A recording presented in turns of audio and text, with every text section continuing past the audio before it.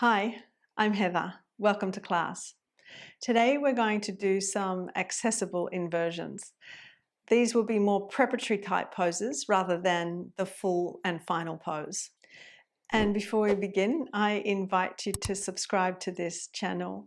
That action alone will help support me in my offerings here on YouTube. Before we begin, if you find this video helpful, be sure to like and subscribe. We're going to use the chair for some of these poses, and the first pose is Adho Mukha Svanasana, the downward facing dog pose, with the hands on the chair. I've got my chair against the wall just so it doesn't slip forward, and we will be using the wall for the next pose anyway, so we can take our mat into the wall now. Let's place our hands on either sides of the seat of the chair and walk back and set the ankles vertically under the hips. In dog pose, when we've got our hands on the floor, the legs are further back and they're on a diagonal, but for this variation, simply set your ankles vertically under the hips. The feet can be wide. You can even take the width of the mat so that it helps create space across the sacrum and the pelvic abdominal area. Press the thighs back. Head of the thighs pressing back away from the chest. So you feel you're lengthening the front body. The breastbone lengthens away from the navel. Navel lengthens away from the pubis. The pubis reaches back between the thighs. But straighten the arms, straighten the legs, and feel that we're preparing the arms and the shoulders for our handstand. We'll be doing a preparatory version of handstand in a moment. So we want to feel the action of the arms, the shoulders, straighten the elbows, squeeze the elbow tips in. Consciously slow your breath down. Quieten your eyes and relax your jaw.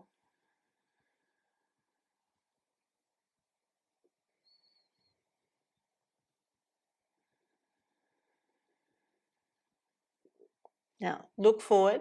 Bend your knees, step forward, come to stand up. For our handstand variation, we're going to bring a bolster in. You'll note now I've got the chair away from the wall, turned back to face the wall, and I'll place my tall bolster against the wall. Now, the measurement between the wall and the chair is important. If you stand with your legs back against the bolster and place your heel onto the chair, you want your heel to be on the front portion of the chair, not the back of the chair, because if we put some weight there, the chair might fold up. Then we turn around and we'll place our hands on either sides of the bolster. The wrists can be further forward of the front line of the bolster. The fingers pointing towards the wall, or you could turn your hands out. But then we want to rest the back of the head into the bolster, which means I need to move my hair clip. Back of the head into the bolster, shoulder blades, upper back into the bolster. So you can lift your heels up to lift the hips to feel the bolster with your upper back.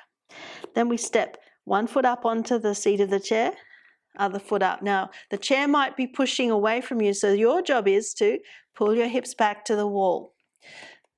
Intend to straighten the knees, lift the heels up, pull your heels back towards the wall, take your hips back towards the wall so that it feels like you're stacking your hips vertically atop your shoulders. Straighten your elbows and push away from the floor. You're driving the arms and the hands down into the floor to feel then the spine rebound up.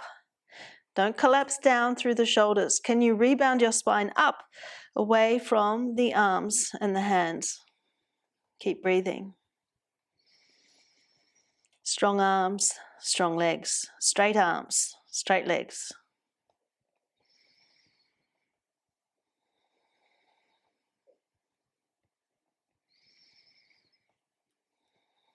And we can step down and rest in Uttanasana.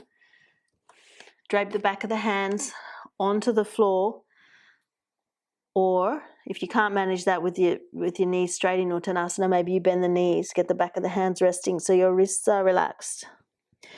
Otherwise, you could potentially sit on your chair and rest the arms and the hands this way.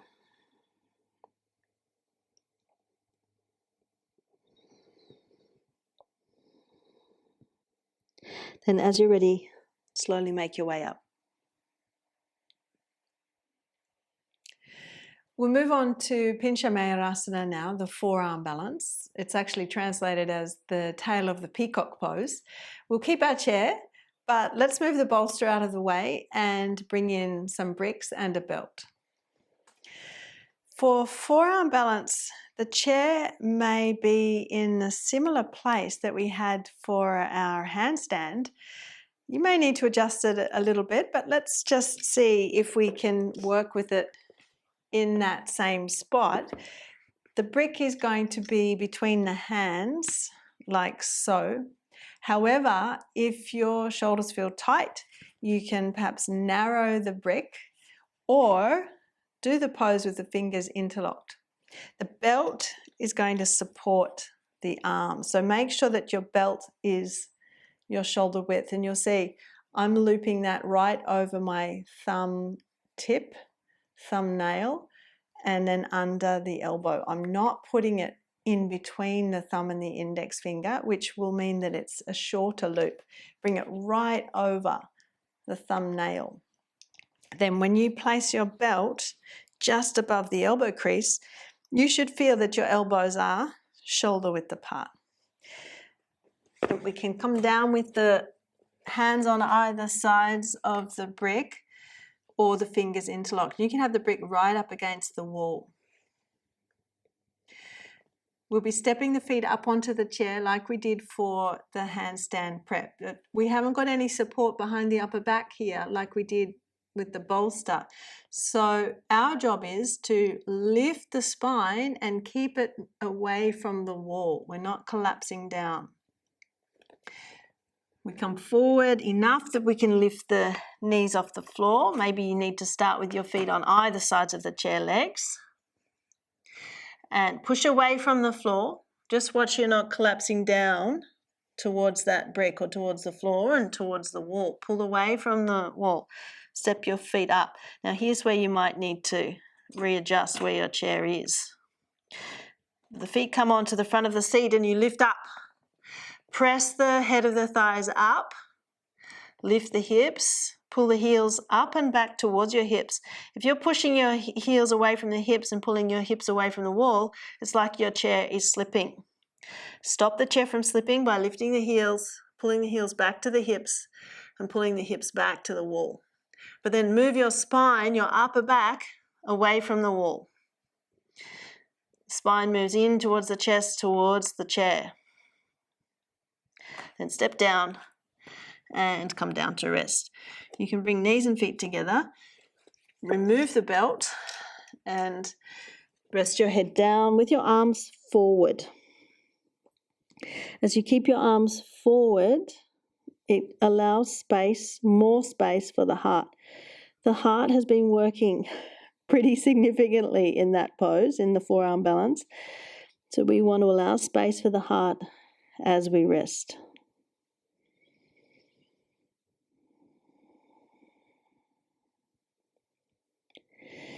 And then we'll make our way up. Now, practicing the pose that way is quite challenging, to say the least. But I'm wanting to do these poses in a preparatory manner, so that would be one of the ways that we can approach the pose before we start to kick the leg up. We're going to move on to headstand, or our preparatory version of headstand, again using the chair for the feet, but we'll bring in extra bricks. So if you've got 3 bricks, bring in your 3 bricks, but if you've only got 2, you can use 2, but you'll need a thick book or a couple of good thick books to create your foundational brick. So we've got our foundational brick. Because I have not got a skirting board here, I'm going to pull that brick just a little bit off the wall. But if you've got a skirting board, and I'm talking about this that runs along the bottom of a wall, that might be enough distance from the wall to have your foundational brick or your books. Then a tall brick, and then a blade shaped brick. so that this end of the brick is going to be pressing into your thoracic spine, helping it to remain lifted. To measure the distance between your bricks and the chair, you can sit with your back against your brick and your feet under the seat. Don't have the feet to the back of the seat because, as I said before, if you put your feet on the back of the seat, that seat can collapse. So you have your feet more to the middle or the front of the seat. Whoops. Making sure we don't let our bricks fall over. Let's turn and set our hands for our headstand position. Knuckles touching the bottom brick. The fingers interlocked all the way to the webbing. And the wrists pressing down into the floor. Make sure this little finger side of the wrist, I call that the outer wrist, lengthens and pushes down. Then the thumb side of the wrist rolls in towards the head. I call this the inner wrist. Elbows shoulder width apart.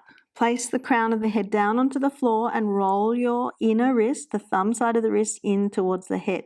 Press the outer wrist, the little finger side of the wrist, into the floor. Lift your knees up off the floor, walk in, then step your feet up onto the chair. And this is where you might need to navigate. Do you need the chair in closer? Do you need it further away from you? The feet can be on the front of the seat. Now, again, if your hips are pulling away from the wall and your heels are pulling away from the wall, it's likely your chair is going to slide. So your job is to stop that chair from sliding. You pull the heels and the hips back to the wall. Lift your heels up high and pull them back towards the wall so your hips come back towards the wall so that your spine is more vertical. Drive the forearms down from wrists to elbows, elbows to wrists. As you drive the forearms down, rebound the shoulder blades up. Rebound the spine up. Breathe smoothly.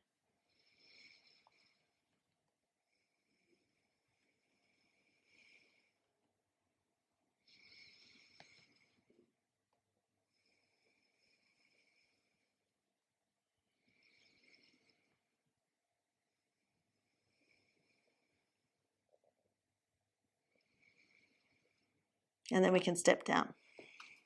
We come down, we rest.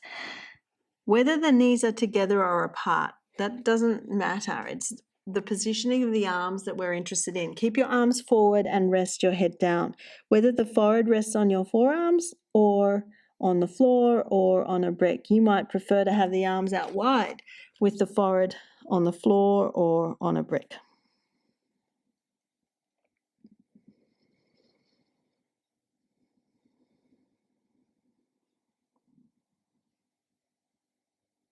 Then when you're ready, you can come to sitting up.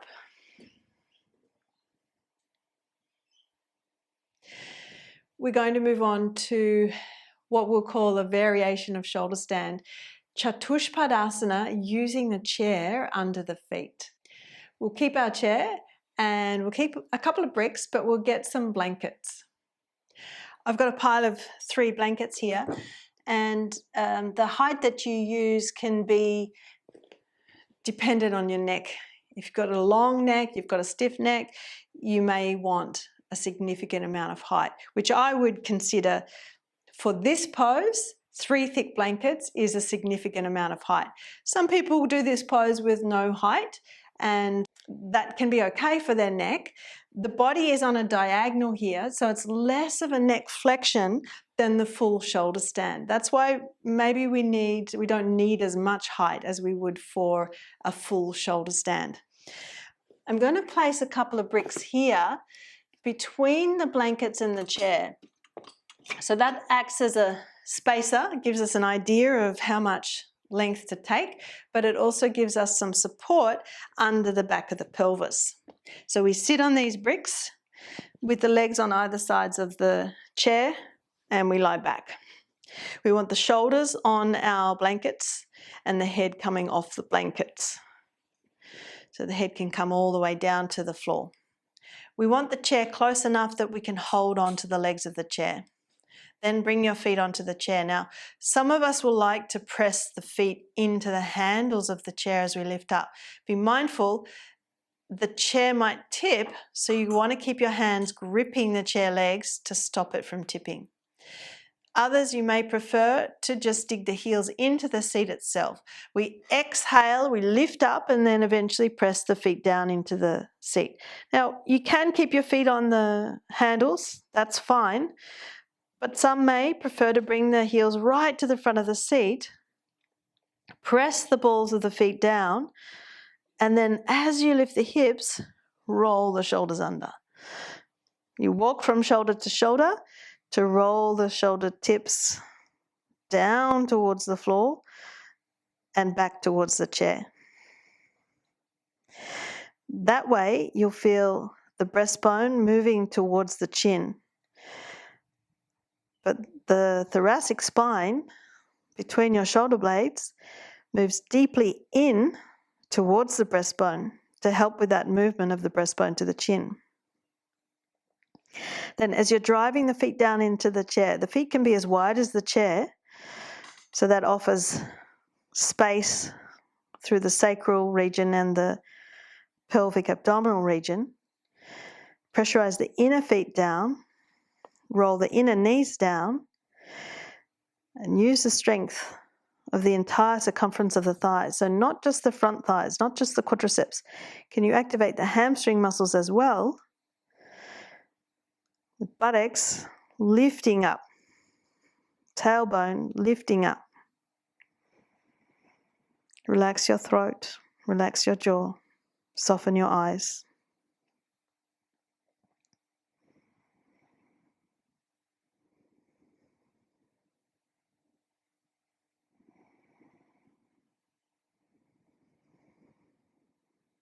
And we come out of the pose. So you can undo the tuck of the shoulders, lower the hips to your bricks, and then we shuffle off.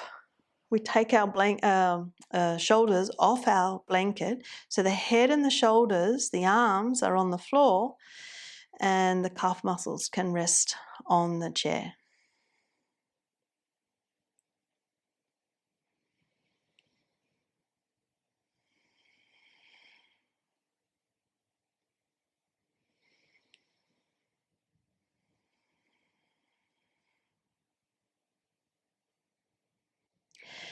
You might like to stay here for a few moments as you let the body settle and the breath settle. Otherwise, you can bend the knees and roll over to the side to come off your support. If you enjoy practicing with me, I invite you to check out my video library, now called the Iyengar Practice Hub. There are hundreds of full-length classes in that hub, and I invite you to start your subscription with a 7-day free trial. That's it for today. Thanks for joining me. For more in-depth teaching, check out the video library on my website, heatherkitchenyoga.com.au. The link is in the description box below.